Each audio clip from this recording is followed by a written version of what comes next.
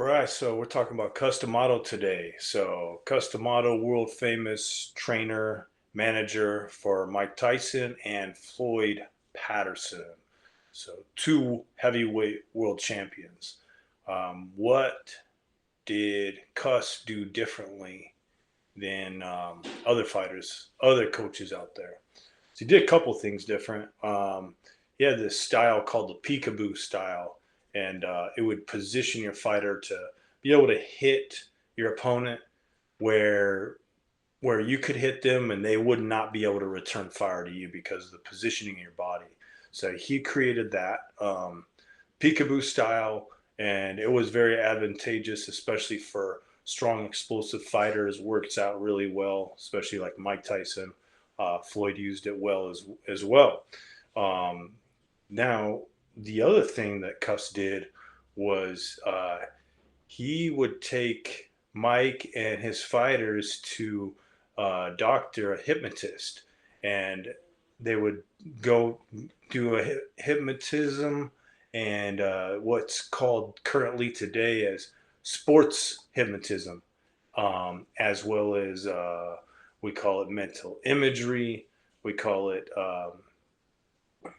we call it sports hypnosis, um, visualization, that kind of thing. And so he was take him to a doctor who was really good at it, and I would give him the advantage. Mike Tyson literally would be programmed into thinking that he was a Greek god of some sort, and you didn't see that play out in the ring easily. So worked very well. We do the same thing nowadays.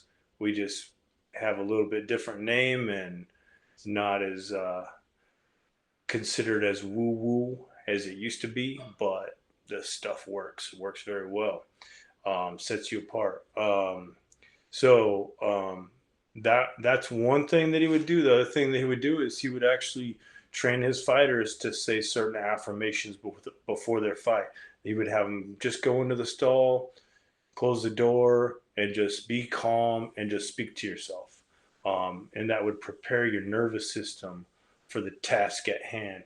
For one to be present, for one to be calm, and then for the main thing is to be able to go out there and compete. You're preparing for competition, and you're preparing in a way that you're not getting yourself worked up.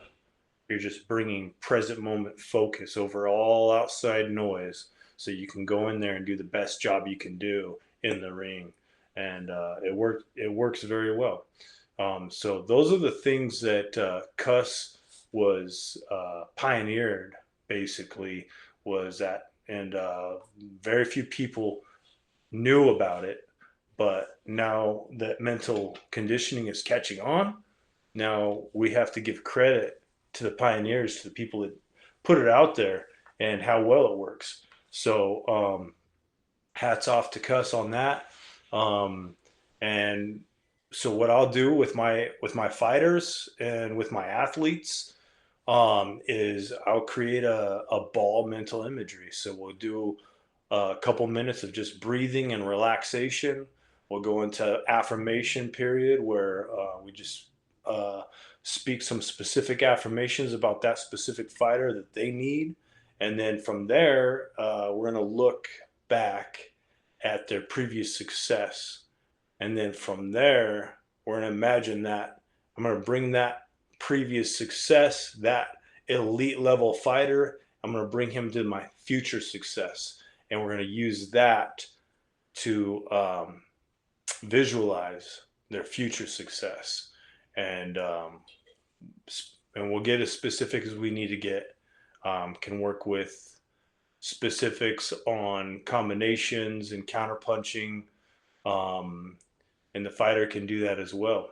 And put them through that mental imagery, and then do that at least 3 days a week. Then when they get in the ring, it's no big deal. They've already been there. They already know what's happening. They know what they've prepared for.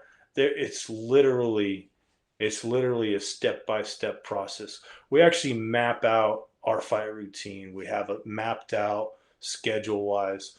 We already know what we're going to do. So it's not something that they need to get worried about or concerned about. It's just, well, okay, what's next on the list? Let's go. Let's go down this line. And then from there, we just stack the wins, baby.